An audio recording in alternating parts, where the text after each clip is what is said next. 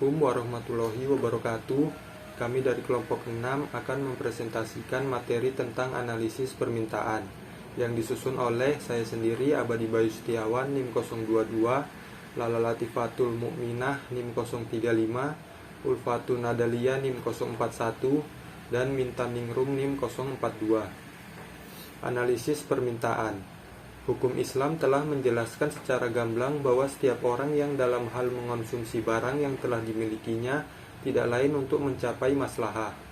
Maslahah dapat diperoleh apabila konsumen mengonsumsi barang atau jasa yang bermanfaat dan mengandung berkah, sehingga semakin besar maslahah akan semakin besar tingkat konsumsi.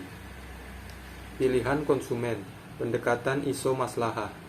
Fungsi permintaan dalam konsumsi Islami diturunkan dengan pendekatan maslahah, di mana maslahah dapat diukur dalam satuan nominal. Dalam hal ini terdapat dua pendekatan untuk mengetahui perilaku konsumen, yaitu pendekatan maslahah marginal yang didasarkan pada pandangan bahwa manfaat atau berkah atas suatu kegiatan konsumsi bisa dirasakan dan diukur oleh konsumen, dan pendekatan maslahah isomaslahah dapat dirasakan dengan berkahnya, namun tidak dapat diukur seberapa besarnya maslahah. Karakteristik isomaslahah.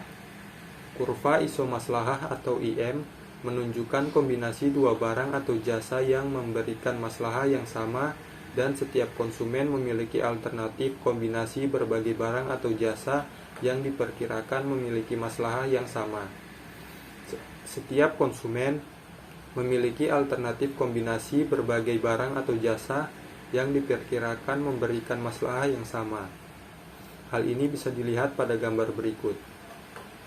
Gambar di samping menjelaskan bahwa setiap titik mempunyai tingkat maslahah yang sama, meskipun kombinasi barang yang terkandung berbeda pada masing-masing titik. Tentunya masing-masing barang tersebut halal dan memiliki hubungan substitusi yang dekat. Bentuk kurva isomaslahah. Bentuk kurva isomaslahah berbentuk cembung dan memiliki slope negatif, yang berarti menunjukkan adanya mekanisme substitusi antara kedua barang dengan substitusi dekat tidak sempurna. Tingkat substitusi yang sama ini menunjukkan pergerakan dari kiri atas ke kanan bawah untuk mendekati substitusi barang lain. Jika hal ini kita perhatikan, maka kita akan bisa mengetahui adanya mekanisme substitusi atau kompensasi. Ketika jumlah barang turun, sementara konsumen harus tetap berada pada tingkat kepuasan yang sama, maka penurunan barang ini harus dikompensasi dengan naiknya barang. Naiknya jumlah barang merupakan penggantian substitusi ataupun kompensasi atas turunnya suatu barang. Posisi kurva dan tingkat maslahah. Ketika konsumen melakukan kegiatan yang halal dan thoyyib, maka semakin tinggi frekuensi kegiatan akan semakin tinggi pula maslahah yang diperoleh, yang berarti semakin kurva maslahah lebih tinggi menunjukkan tingkat maslahah yang lebih tinggi pula.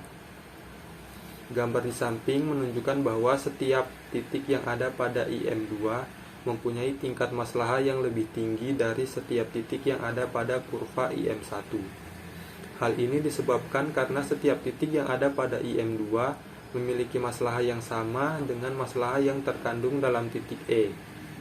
Sementara setiap titik yang ada pada kurva IM1 mempunyai kandungan maslahah yang sama dengan yang dikandung pada titik A. Tingkat substitusi semakin menurun. Slope kurva maslahah yang masing-masing titik yang ada menunjukkan tingkat kemampuan untuk melakukan substitusi, yang berarti untuk mempertahankan maslahah yang diperoleh, konsumen dapat berpindah dari kiri atas ke kanan bawah. Pergerakan ini menunjukkan konsumen mau mengorbankan barang yang dikonsumsi untuk mendapatkan barang lain, dan begitu pula sebaliknya. Hal inilah yang dimaksud dengan tingkat substitusi antar barang semakin menurun. Gambar poin B. Bentuk kurva isomaslahah. Kandungan berkah dalam masing-masing barang sangat menentukan pilihan konsumen. Konsumen yang rasional akan memiliki kecenderungan pilihan pada penggunaan barang yang kandungan berkah lebih tinggi dibanding dengan barang yang kandungan berkahnya rendah, sepanjang ada kemampuan finansial yang mendukungnya. kurva isomaslahah dengan kandungan berkah yang setingkat. Ada kalanya konsumen dihadapkan pada pilihan konsumsi yang setingkat di antara dua barang yang berbeda. Setiap barang atau jasa yang halal dan memberikan kemanfaatan yang sama diharapkan memberikan keberkahan yang sama pula. Hal ini bisa dilihat pada barang-barang halal yang memiliki hubungan substitusi sempurna atau dekat, seperti komputer yang berbeda merek. Gambar di atas menunjukkan kondisi yang dilukiskan isomaslahah antara barang X dan Y, memiliki tingkat kemiringan yang sama, yaitu simetris, sehingga barang X dan Y memiliki kandungan berkah yang setingkat. Secara spesifik dapat dilihat dari posisi titik A ke titik B dan titik A ke titik C, yang masing-masing memiliki jarak yang sama dengan yang lain. Kurva isomaslahah dengan kandungan berkah yang tidak setingkat. Ada kalanya konsumen dihadapkan pada pilihan konsumsi yang tidak setingkat. Di antara dua barang yang berbeda, setiap barang atau jasa yang halal dan memberikan kemanfaatan yang berbeda tersebut diharapkan memberikan keberkahan sesuai harapan konsumen.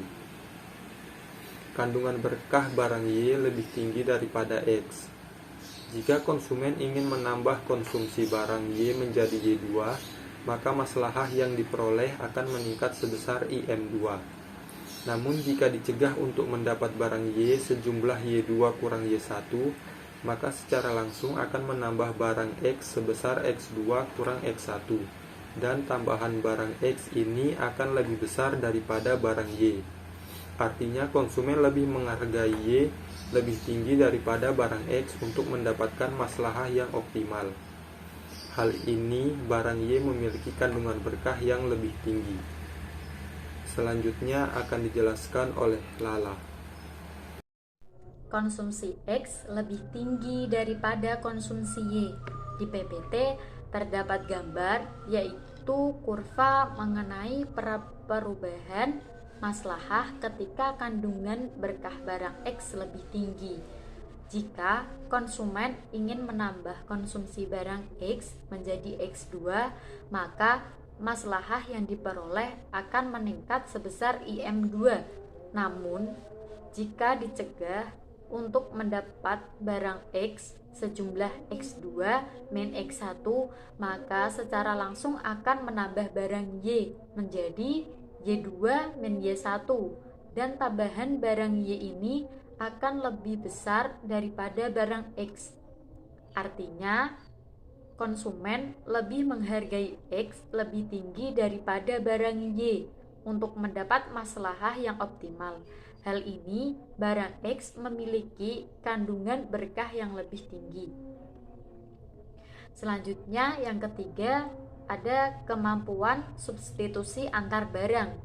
Kemampuan untuk saling menggantikan antar barang yang satu dengan barang yang lain dapat dilihat dari nilai absolut dari slope kurva isomaslahah yang diekspresikan sebagai berikut ini.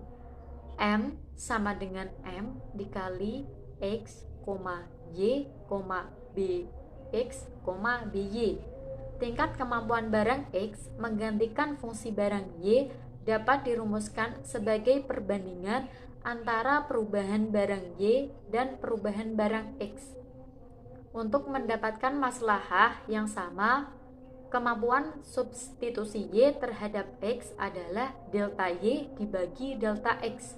Dengan melakukan derivasi parsial dan mengaitkan dengan konsep maslahah, maka akan diperoleh yaitu penurunan formula seperti berikut, di mana MMX dan MMY adalah maslahah marginal untuk barang X dan barang Y.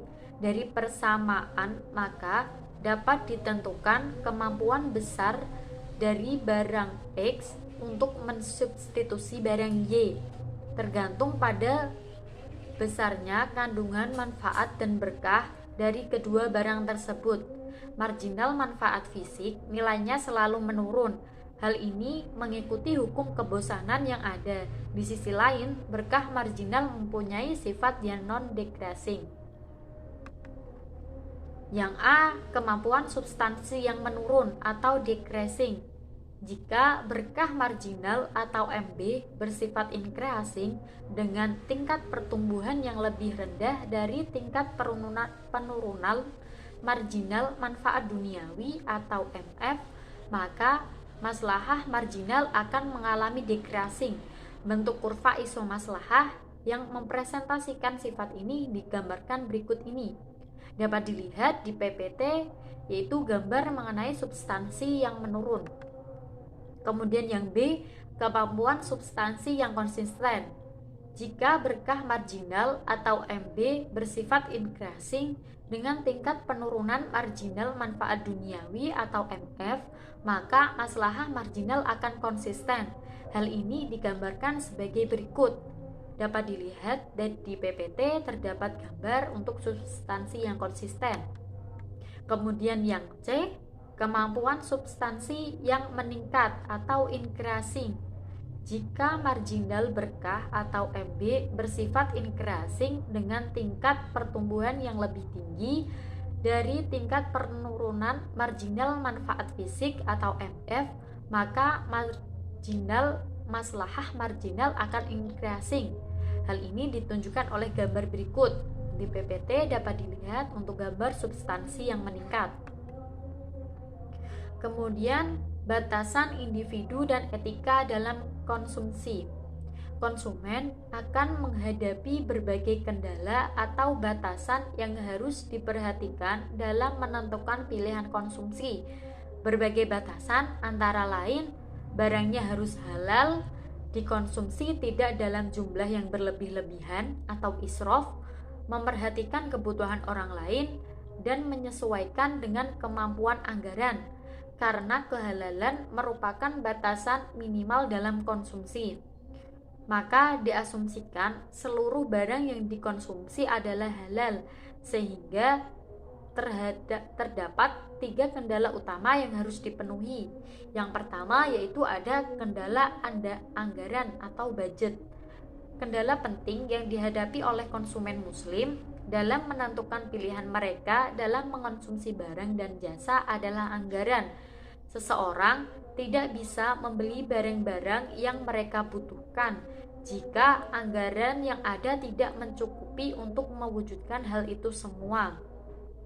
Seorang muslim dilarang untuk mengalokasikan seluruh pendapatan yang mereka terima hanya untuk konsumsi, kecuali jika pendapatan mereka memang terbatas hanya untuk memenuhi kebutuhan konsumsi ini saja. Jika memungkinkan, maka pendapatan harus dialokasikan pula untuk sedekah atau amal soleh seperti zakat jika telah memenuhi syarat, serta investasi atau tabungan untuk hari esok. Allah memerintahkan hambanya tidak saja untuk memikirkan hari ini, tetapi juga hari esok. Kemudian ada penjelasan yang pertama untuk penurunan kurva anggaran atau allocated budget. Jika seluruh pendapatan konsumen adalah I, maka pendapatan yang siap dikonsumsikan adalah IC, merupakan suatu bagian dari pendapatan total. Sementara terhadap alokasi lain dari pendapatan, yaitu untuk menabung atau investasi, digambarkan dengan IS, dan amal soleh sebagai IA, sehingga I sama dengan IC ditambah IS ditambah IA, atau AB lebih besar sama dengan IC. Jumlah bersih yang bisa dikonsumsikan atau allocated budget merupakan bagian dari pendapatan yang siap konsumsi. Selanjutnya, jumlah pendapatan yang sudah disisihkan disebut sebagai AB atau allocated budget atau anggaran yang sudah dialokasikan untuk konsumsi. Kemudian ada gambar di PPT bisa dilihat, yaitu jika seluruh anggaran digunakan untuk mengonsumsi barang X, maka akan mendapatkan AB dibagi PX, dan sebaliknya. Jika konsumen mengkombinasikan untuk memperoleh barang X dan barang Y, maka anggaran dapat dituliskan sebagai berikut, yaitu AB sama dengan PX dikali X besar ditambah PY dikali Y besar. Hubungan tersebut menunjukkan jumlah barang Y yang dibeli dalam kaitannya barang X yang dibeli. Semakin banyak membeli barang Y, maka akan semakin sedikit untuk membeli barang X. Kemudian yang kedua ada efek perubahan pendapatan pada kurva anggaran. Pendapatan mempunyai dampak langsung pada kemampuan untuk mengonsumsi barang. Jika pendapatan naik, maka besarnya anggaran yang dialokasikan untuk tujuan konsumsi pun naik. Asumsi di sini bahwa allocated budget naik dari AB menjadi AB aksen. Masukkan nilai allocated budget yang baru sehingga AB aksen sama dengan PX dikali X besar ditambah PY dikali Y besar, di mana AB aksen lebih besar dari AB. Maka bisa dilihat bahwa slope dari kurva tersebut tetap tidak berubah jika dibanding dengan yang ada pada persamaan sebelumnya. Hal ini mengalami perubahan adalah intercept atau persamaan sebelumnya yang besarnya adalah AB aksen dibagi PY. Dengan menggunakan argumen yang ada di mana AB aksen lebih besar dari AB, maka hal ini mempunyai implikasi bahwa AB aksen dibagi PY lebih besar dari AB dibagi PY. Jika demikian halnya, maka kurva budget yang baru berpangkal pada titik AB aksen dibagi PY dan bergeser ke bawah sejajar dengan kurva sebelumnya, atau hal ini karena slope keduanya sama. Selanjutnya ada bentuk kurva yang bisa dilihat di PPT. Dari gambar bisa dilihat bahwa kurva yang baru merupakan pergeseran kurva lama ke arah kanan dan meluncur ke bawah sejajar dengan kurva lama. Dengan demikian, untuk menggambarkan pengaruh dari kenaikan pendapatan, maka hal ini cukup dilakukan dengan menggeser kurva ke arah kanan. Sebaliknya, jika terjadi penurunan budget, maka hal ini cukup ditunjukkan dengan pergeseran kurva ke arah kiri. Selanjutnya ada efek perubahan harga pada kurva alokasi anggaran. Selain pendapatan, harga juga mempunyai pengaruh langsung pada kurva anggaran. Di antara penyebabnya yaitu penurunan harga pada salah satu barang diasumsikan harga barang X mengalami penurunan dan barang Y tidak mengalami penurunan, maka mengalami perubahan slope kurva budget menjadi DY per DX sama dengan min PX per PY kurang tutup, di mana tidak ada perubahan pendapatan sehingga tidak mempengaruhi intercept dari kurva budget dengan perubahan berlawanan arah jarum jam. Bisa dilihat kurvanya di PPT. Selanjutnya, hal yang sama terjadi jika kenaikan harga Y dengan anggaran yang tetap sama dan harga X tetap sama, maka terjadi perubahan harga Y sesuai dengan arah jarum jam dx per dy sama dengan py per px. Bisa dilihat kurvanya. Yang B itu ada penurunan harga pada kedua barang. Kemungkinan lain dari perubahan yang terjadi adalah adanya perubahan harga pada kedua barang. Perubahan ini bisa terjadi dalam beberapa skema. Asumsinya bahwa penurunan harga untuk kedua barang adalah sebesar, sehingga bisa dilihat jika disederhanakan menjadi seperti itu. Dengan demikian, efek yang ditimbulkan oleh penurunan harga pada kedua barang dengan jumlah penurunan yang sama adalah kenaikan intercept dari, bisa dilihat gambarnya. Gambar ini itu efek dari penurunan harga pada kedua barang dengan jumlah penurunan yang sama adalah bergesernya kurva anggaran ke sebelah kanan. Selanjutnya yang keempat itu ada kurva perubahan harga dan pendapatan secara stimulan pada kurva anggaran. Untuk mengetahui efek adanya kenaikan dan penurunan pendapatan, harga semua barang diasumsikan sama. Jika yang terjadi adalah penurunan secara serentak dengan tingkat yang sama, yang terjadi pada semua variabel akan bersifat netral. Hal ini disebabkan karena penurunan harga barang dikompensasi dengan budget anggaran dalam jumlah atau tingkat yang sama. sekaligus menunjukkan bahwa jika terjadi penurunan harga serentak di satu pihak, tidak akan ada keinginan untuk mengonsumsi dalam jumlah besar dari sebelumnya. Maka akan terjadi penghematan, yaitu sebesar allocated budget dikurangi dengan allocated budget yang baru. Begitu pula sebaliknya. Selanjutnya ada kendala Islam. Dalam ajaran Islam, seseorang individu tidak boleh membelanjakan pendapatannya secara berlebihan atau Islam. Dengan demikian, kendala anggaran baru merupakan necessary condition, sedangkan kendala Islam merupakan sufficient condition. Secara umum, Islam ini akan berbeda sesuai dengan kekayaan yang dimiliki oleh konsumen. Semakin kaya seorang konsumen, maka batasan Islam akan semakin meningkat, meskipun ada batas maksimum pada tingkat tertentu. Selanjutnya ada kurva kendala israf pada anggaran tertentu dan kendala israf ketika anggaran meningkat. Dari kedua gambar ditampilkan jumlah barang X dan Y maksimum yang bisa dikonsumsi dalam kategori yang tidak israf. Seorang mengkonsumsi barang Y lebih dari subjumlah alfa, maka hal ini sudah dianggap israf. Begitu juga jika seorang agen mengkonsumsi barang X lebih dari sebesar alfa, sebesar beta, maka hal ini masuk dalam kategori sikap. Selanjutnya yang C itu ada mempertimbangkan kebutuhan orang lain. Tingkat kepedulian seseorang akan berpengaruh terhadap konsumsi, sehingga akan mempengaruhi beberapa barang yang dibeli. Secara spesifik, kebutuhan ini dimaknai dengan bentuk amal saleh, yaitu kemampuan konsumen membelanjakan barang atau jasa untuk memenuhi kebutuhan orang lain. Kebutuhan ini juga dimaknai sebagai upaya memberikan kesempatan konsumen untuk membeli barang yang dibutuhkan. Selanjutnya ada keseimbangan konsumen.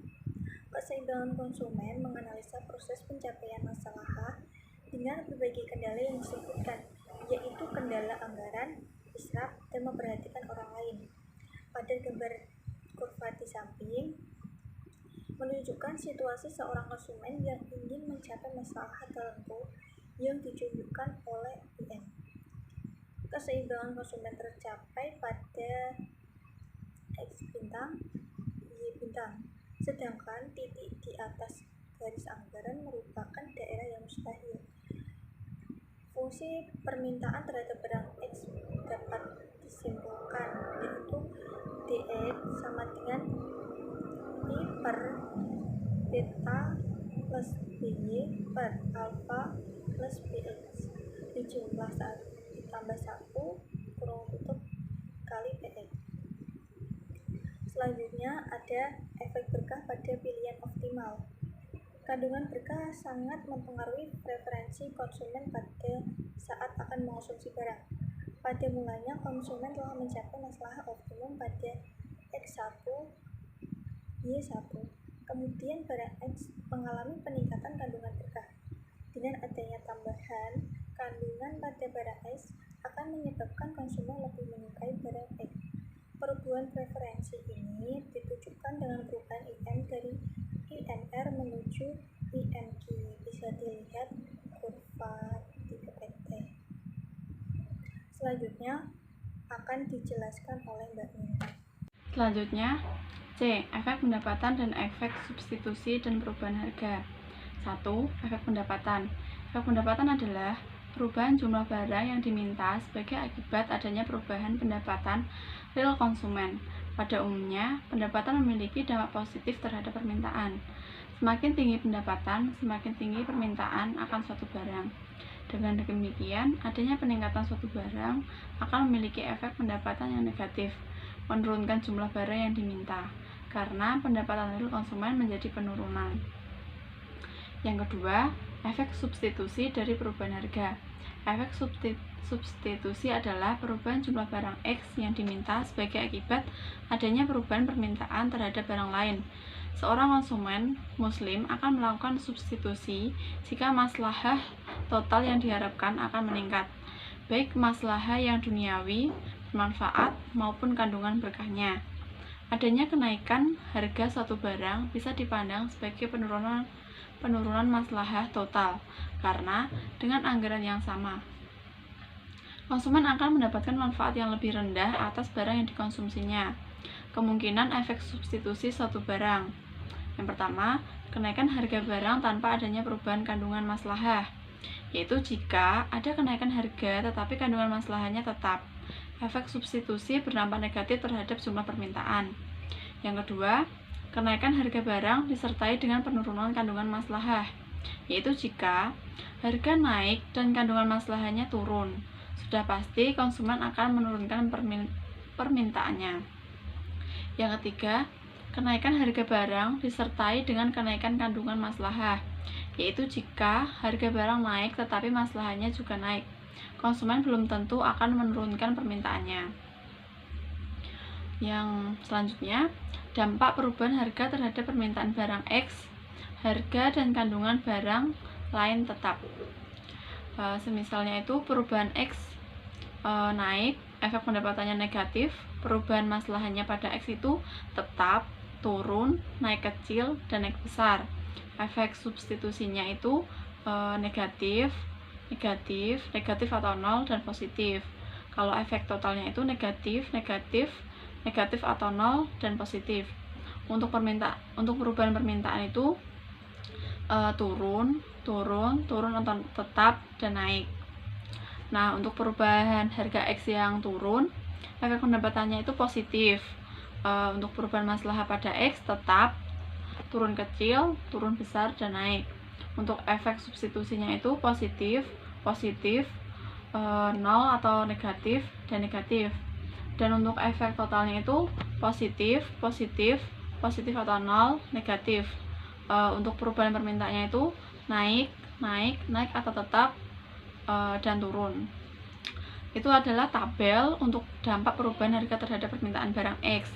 Dari tabel dapat disimpulkan bahwa hukum permintaan konvensional akan berlaku jika perubahan harga tidak diikuti perubahan kandungan maslahah atau bekah yang signifikan. Hukum permintaan konvensional tidak akan berlaku jika perubahan harga diiringi dengan perubahan yang maslahah yang signifikan. Yang D, analisis elastisitas permintaan. Konsep dasar elastisitas permintaan adalah alat untuk mengukur seberapa peka permintaan yang berubah sebagai respon terhadap perubahan variabel lain, seperti harga barang, pendapatan konsumen, selera, dan sebagainya.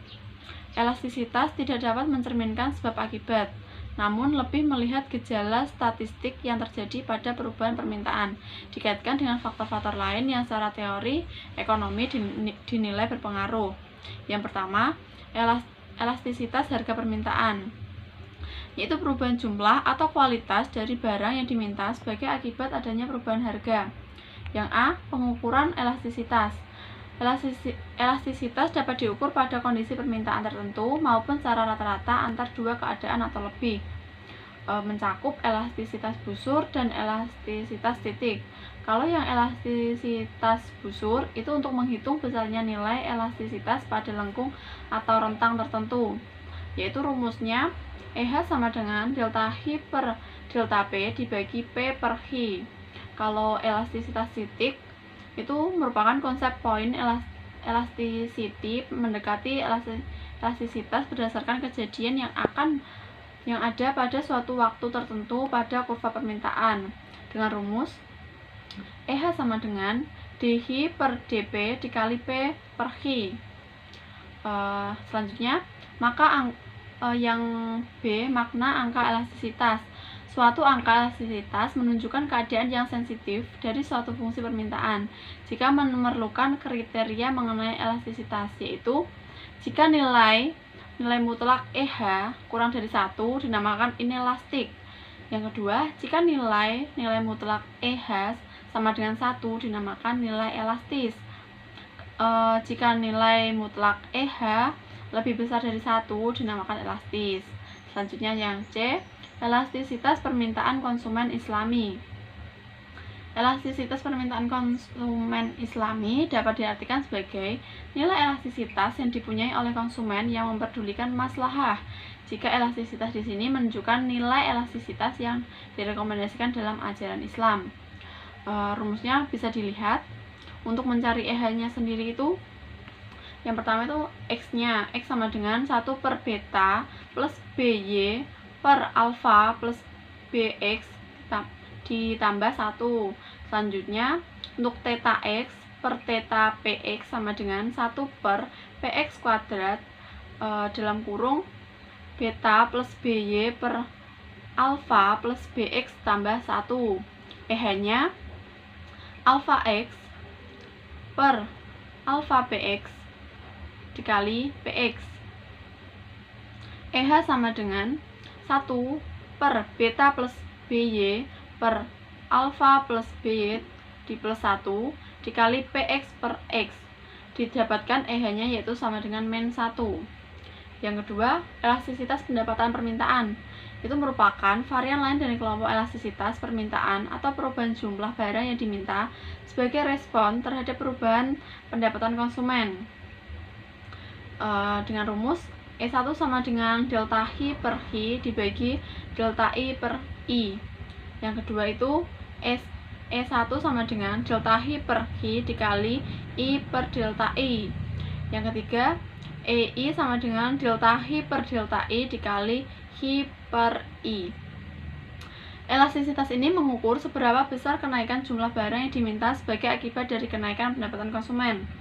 Dengan rumus E1 sama dengan DHI per DI dikali I per Hi menggunakan elastisitas titik poin.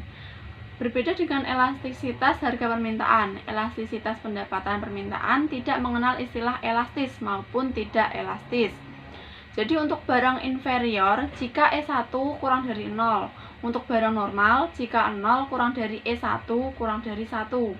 Untuk barang superior, jika E1 lebih dari 1B. Oke. Selanjutnya yaitu elastisitas Islam. Itu merupakan seperti E1 sama dengan X1 per X sama dengan 1 dengan rumus yang sudah tertera pada gambar. Hal ini untuk menunjukkan bahwa barang yang dikonsumsi akan menunjukkan konsumen muslim adalah barang normal.